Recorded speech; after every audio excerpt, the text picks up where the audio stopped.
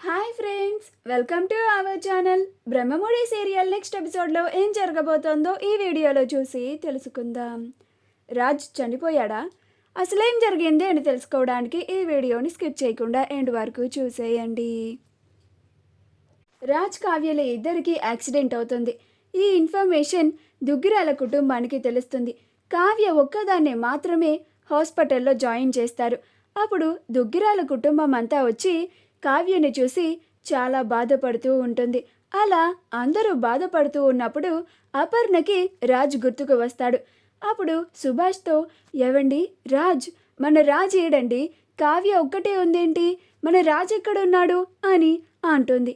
అప్పుడు అందరికీ అవును కదా, రాజ్ ఏమైపోయాడు, కావ్యతో పాటే ఉండాలి కదా అని అందరూ ఆలోచిస్తూ ఉంటారు. అప్పుడే డాక్టర్ గారు వచ్చి కావ్య పరిస్థితిని చెప్తారు. అప్పుడు అందరూ కలిసి రాజ్ గురించి డాక్టర్ గారిని అడుగుతారు. అప్పుడు ఆ డాక్టర్ గారు, లేదమ్మా, అంబులెన్స్లో ఆ అమ్మాయి ఒక్కదాన్నే తీసుకొచ్చారు, ఇంకా వేరెవరూ లేరు అని అంటారు. అప్పుడు అపర్ణ, అదేంటండి, మా కోడలితో పాటు మా కొడుకు కూడా ఉన్నారు అని అంటుంది. అప్పుడు డాక్టర్ గారు, ఈ హాస్పిటల్ మొత్తంలో యాక్సిడెంట్ కేసులన్నీ డీల్ చేసేది నేనేనమ్మా, నాకు తెలిసి మాత్రం ఈ హాస్పిటల్లో ఇంకొక వ్యక్తి లేరు, ఆ అమ్మాయి ఒక్కతే వచ్చింది అని అంటారు. మీకు మీ కొడుకు ఆచూకీ కావాలంటే యాక్సిడెంట్ జరిగిన దగ్గర ఉన్న పోలీసులు బయటే ఉన్నారు, మీరు వెంటనే వెళ్ళి వాళ్ళని కనుక్కోండి, మీకు ఏమన్నా సమాచారం తెలియచ్చు అని అంటారు. అప్పుడు అప్పు, మీరెవరూ కంగారు పడకండి, నేను వెంటనే వెళ్ళి సమాచారాన్ని కనుక్కొని వస్తాను అని అప్పు వెళ్తూ ఉంటుంది. అలా కళ్యాణ్ కూడా అప్పుతో కలిసి వెళ్తూ ఉంటారు. బయట పోలీసులు కావ్య రాజుల యాక్సిడెంట్ గురించే మాట్లాడుకుంటూ ఉంటారు. అలా అప్పు వాళ్ళ దగ్గరికి వెళ్ళి, నమస్తే సార్, యాక్సిడెంట్ అయిన కావ్య మా అక్క, రాజ్ మా బావగారు. మా అక్క హాస్పిటల్లో జాయిన్ అయింది, కానీ మా బావగారి గురించి ఆచూకీ తెలియలేదు, మా బావగారు ఏమయ్యారు సార్ అని అడుగుతుంది. అప్పుడు పోలీసులు, కావ్య గారు మాత్రమే మాకు కనిపించారమ్మా, రాజ్ అంటున్నారు, ఆయన గురించి మాకు ఎలాంటి ఆచూకీ తెలియలేదు అని అంటారు. మాకేం తెలియదమ్మా అని చెప్తారు. అప్పుడు అప్పు, మా అక్కతో పాటు మా బావగారు కూడా ఉన్నారు సార్, వెంటనే మనం స్పాట్ దగ్గరికి వెళ్ళి ఒకసారి సెర్చ్ చేద్దాం, అక్కడే ఆయన ఉండి ఉంటారు అని అంటుంది.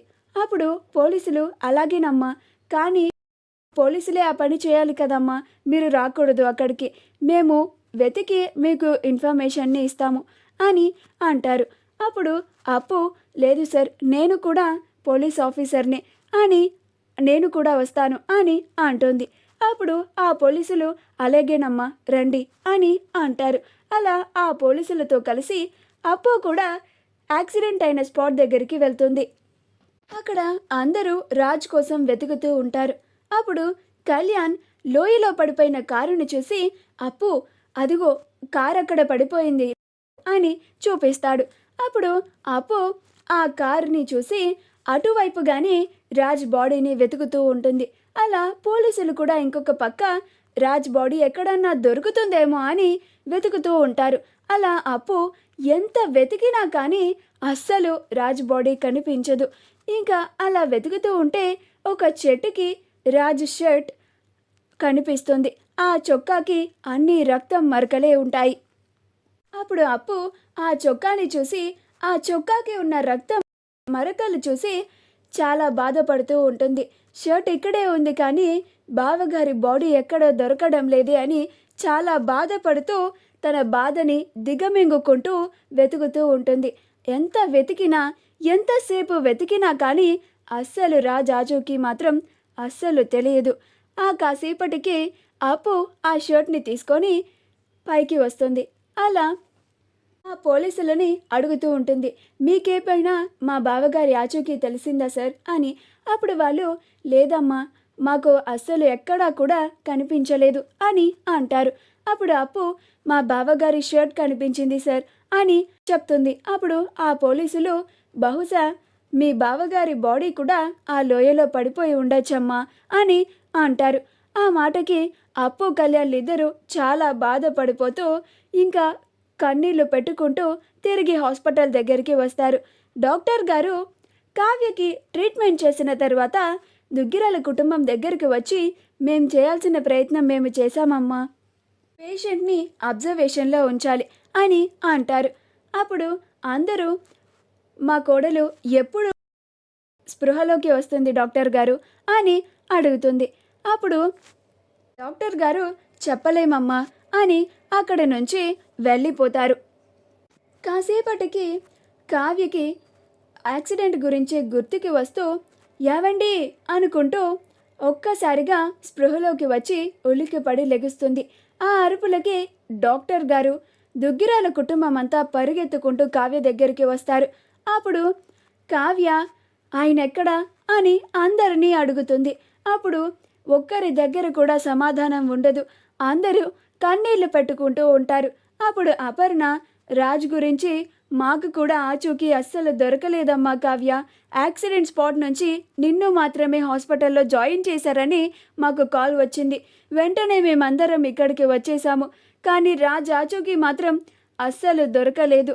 అప్పు పోలీస్ వాళ్ళతో రాజ్ ఆచూకీ ఏమన్నా దొరుకుతుందేమో అని వాళ్ళతో వెళ్ళింది అని చాలా బాధపడుతూ ఏడుస్తూ చెప్తూ ఉంటుంది. కావ్య రాజ్ ఏమైపోయాడో అని చాలా కన్నీళ్లు పెట్టుకుంటూ ఉంటుంది. ఈలోగా అక్కడికి అప్పు వస్తుంది. అప్పుడు కావ్యని చూసి అప్పు ఇంకాస్త బాధపడుతూ ఉంటుంది. అప్పుడు కావ్య, అప్పు ఆయన ఆచూకీ ఏమన్నా తెలిసిందా అని అడుగుతుంది. అప్పుడు అప్పు ఏం మాట్లాడలేక కన్నీళ్లు పెట్టుకుంటూ ఉంటుంది. అప్పుడు అపర్ణ కూడా ఏమైందప్పు చెప్పు, రాజ్ ఆచూకీ ఏమన్నా తెలిసిందా అని అడుగుతుంది. అప్పుడు ధాన్యలక్ష్మి ఇంతమంది బాధపడుతూ కంగారు పడుతూ అడుగుతుంటే మాట్లాడవేంటి, ఏమైందప్పు అని అంటుంది. అప్పుడు కళ్యాణ్, అన్నయ్య ఆచూకీ అస్సలు దొరకలేదమ్మా అని అంటాడు. అప్పుడు అప్పు, అవునత్తయ్య, బావగారి ఆచూకీని ఎంత వెతికినా కానీ అస్సలు తెలుసుకోలేకపోయాము. కానీ ఒక చెట్టుకి మాత్రం బావగారి షర్ట్ వేలాడుతూ కనిపించింది అని ఆ షర్ట్ని అపర్ణకి ఇస్తుంది. అప్పుడు అపర్ణ ఆ షర్ట్ని పట్టుకొని ఏడుస్తూ ఉంటుంది. అప్పుడు రుద్రాని ఈ షర్ట్ని పట్టి అర్థమవుతుంది, అయితే ఇక రాజ్ మనకి లేడు అని అంటుంది. అప్పుడు అందరూ చాలా బాధపడుతూ ఏడుస్తూ ఉంటారు. కావ్య అయోమయ పరిస్థితుల్లోకి వెళ్ళిపోతుంది. తన భర్త చనిపోయాడా అని నిజాన్ని కూడా నమ్మలేని షాక్లోకి వెళ్ళిపోతుంది. అలా అందరూ చాలా బాధపడుతూ బోరున ఏడుస్తూ ఉంటారు. మా వీడియో కనుక మీకు నచ్చినట్లయితే లైక్ చేయండి, షేర్ చేయండి, మా ఛానల్ని సబ్స్క్రైబ్ చేసుకోండి. పక్కనే ఉన్న బెల్ ఐకాన్ని క్లిక్ చేయడం మాత్రం మర్చిపోకండి.